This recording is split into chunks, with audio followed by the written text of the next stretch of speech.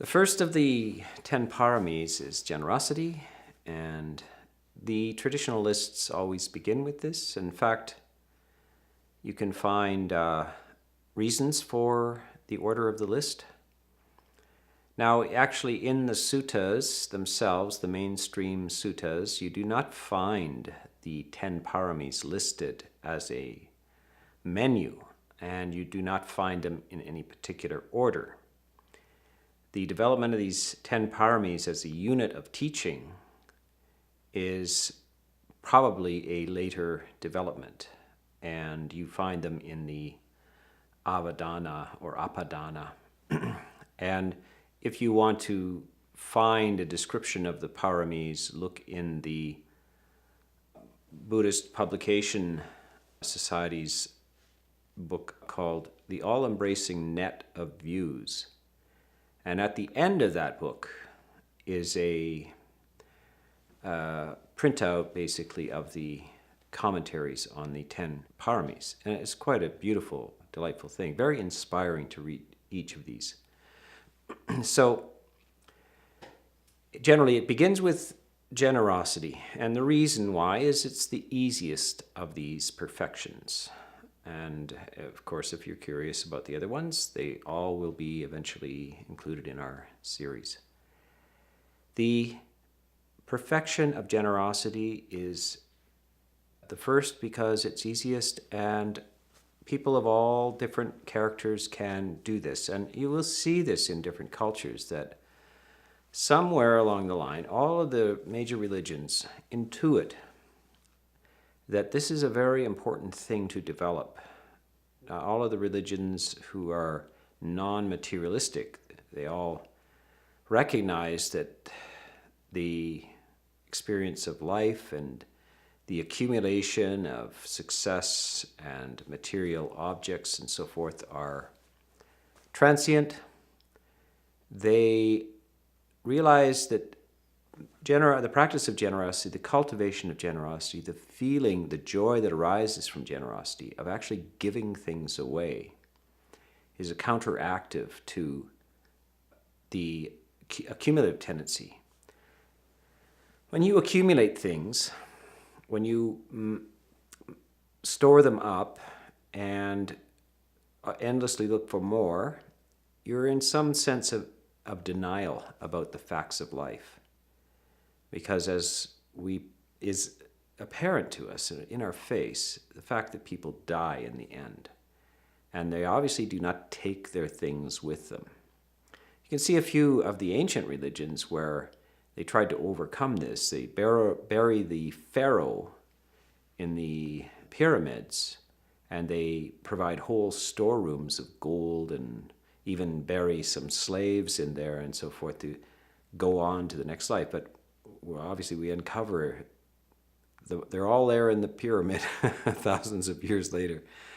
The Chinese emperors were also buried with whole small armies as well, and huge amounts of precious items. However, they remain on earth, subject to decay. So generosity is trying to tell you something, that it is unwise and pathological to get too interested in accumulation.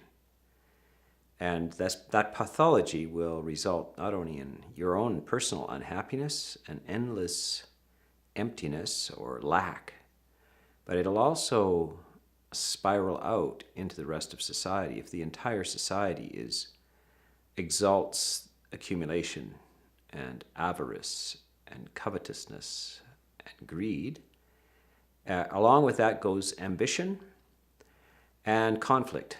So there will be wars, and there will be minor violence between small groups of people, corporations. All of these things are inevitable. It's bound to happen. Generosity, on the other hand, is a counterbalance to this. And so generosity is much more likely to lead to peace, and it's infectious as well. Just like accumulation is, people are Emulators, they watch and learn at the school of example. And so when they see people giving things away, good things, precious things, sharing, giving away, and being joyful about that, they also think, well, there's another way to look at things. So this is something that is... You see this, of course, within a family. Now, if it's within a family, if there's a lack of generosity between close family members, then there's a certain pathology. I mean, it's the core idea of family to share. And that, of course, it's quite common that people do not, and they don't understand it, and then they produce a certain either resentment in the children, or the child imitates the stinginess.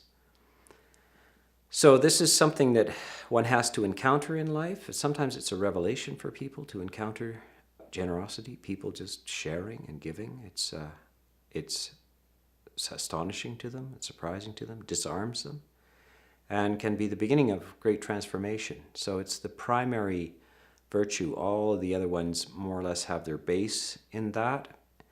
And it would be very hard to call a person wise who was not generous, or a person virtuous who is not generous. All of these things, these other paramis, these other marks of development, really cannot stand alone or separate from generosity. Now you can start also with a very young child can learn generosity. Even at about 3, they can share things with their friends or with their parents. They can offer gifts and so forth, and they learn to delight in this. So this is a beautiful personality development. It should be practiced, and one should reflect on how to do it skillfully. So some of the advice is that before giving, one should cultivate joy in the giving. Learn the joy of this skill. It's kind of like music or something like this. The joy of music, or like the cookbook, the joy of cooking. Cooking shouldn't just be a grim service or demand. There's joy in it. And of course, cooking is a kind of form of generosity. So generosity should be accompanied by a joyful emotion before giving, and then during the act of giving, and then afterwards. Now, some people, they have this experience of regret over having given something. This is very unfortunate. Even if the person who you've given something to does not appreciate it, or does not use it, or cherish it, gives it away, the value of giving is yours. It is not in how the person who receives it uses it, or whether they appreciate it or not. You need to detach the experience from the resultants. The resultants can't be controlled. And so you better give up hanging your happiness on something that's out of your control. So even if they abuse it, you should not regret having given. Even if later on they become your enemy, you should not regret having given. The giving is a benefit directly to you. That's who benefits. At a deeper level, the karmic nature of giving is that it comes back. Now, it's not that you think, I'm going to invest in giving and make a fortune. Although it is a guarantee, I mean, from a karmic point of view, it cannot be otherwise than whatever is given away returns to you multiple times. It returns, though, with the attitude that it was given. So things that come to you, have you noticed sometimes money comes to you, gifts come to you, opportunities come to you, but some of them you feel deeply appreciative of, you enjoy, you have fun with them, and others are flat experiences, or even a sense of strange regret or disappointment or heaviness comes with a gift. Very strange that you do not react always in the same way to to the mere receipt of things. So this, from a karmic point of view, this is the idea that the intentional mental condition that an act of generosity is performed with tags along with the actual repercussions. When one gives, many things return. Of course, the highest state of generosity is without expectation of return. But that requires another level of spiritual development. And one should not wait to give until one is perfectly free of the interest in the resultants of it, or the return of, or an abundant return of the results of generosity. One should just start doing it. Even if you can't be joyful, just practice giving. What you give should be appropriate. It should not be inappropriate. You should not give adult things to children. You should not give children's things to adults. You should give things that are appropriate to that person and non-destructive, so you don't share your dope with them. That's a certain kind of gift. However, it's not a skillful gift. For instance, monks are to refuse certain types of gifts. So an Adamic gift to a monk would be a bottle of whiskey. So the monks are supposed to receive whatever is given, but Adamic, like a bottle of whiskey, is to be refused. So people have inappropriate senses of what is appropriate to give. So that's something to work on.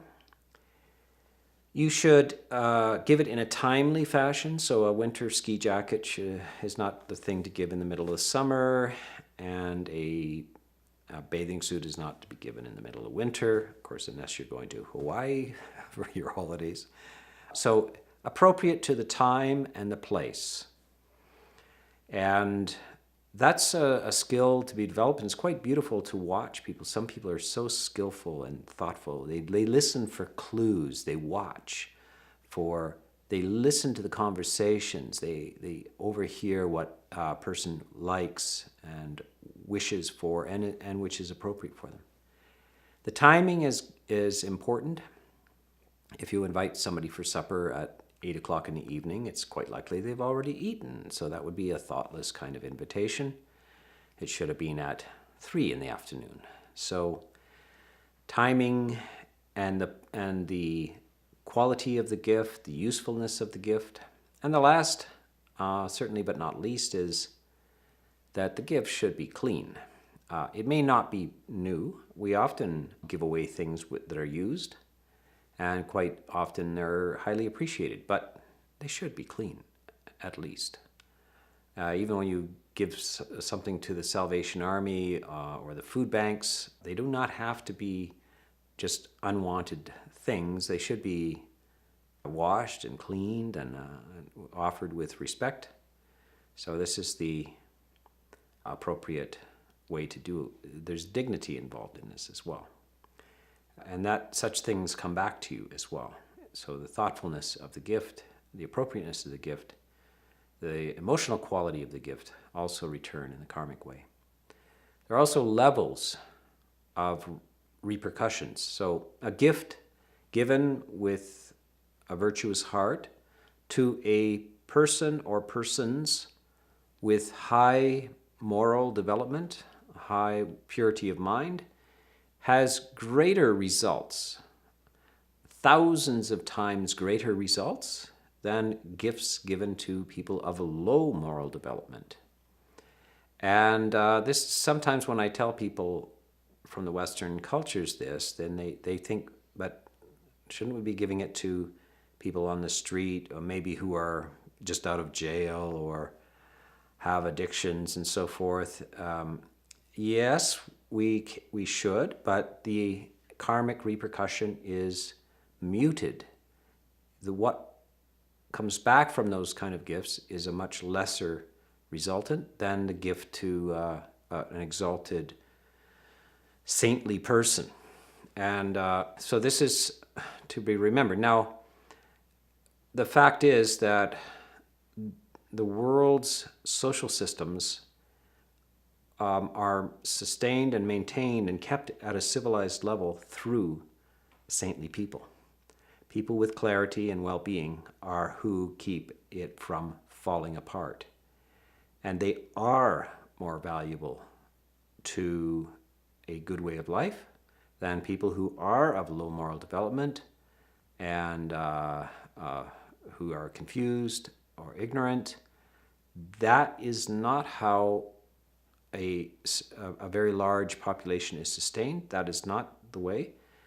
They are to be treated with compassion, etc. But we need to understand there's a hierarchy of survival and benefits, and people at the top of the emotional and lucidity level are really extremely important to the continuance of well-being in general in the world and in society. And so one should not be all that curious about why the repercussions of gifts to the highly developed person are greater than the gifts to the person of low moral development.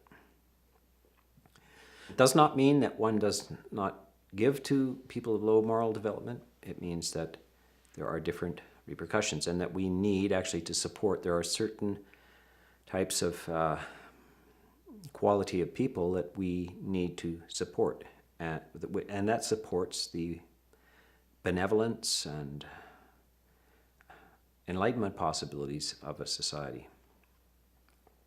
So the Buddha talks about supporting the Sangha and deprives the monks and nuns of independence of livelihood. You'll see in some of the Catholic orders where they actually make their own living. They dwell in monastic communities, but they make a living through farming or bread making or something like this. The Buddha forbids this for monks. We are forbidden from making our own livelihood except as alms mendicants. And so there's a deliberate understanding of the benefit of having people of high moral development receive generosity. And everybody has an opportunity to offer this. So the monks walking through any kind of farming village, they're making themselves available for the most humble farmer to offer a handful of rice. And that's very important to people's lives, to not always perhaps be the recipient of things or in the impoverished class, but also to be a giver of things. The monks do have something to give, and they dedicate their life to this. And right now, as I speak to you, this is a gift from me to you. It's called Dhamma Dana. And that's considered to be the highest and most meritorious of all gifts. The information that allows you to lead a happy life.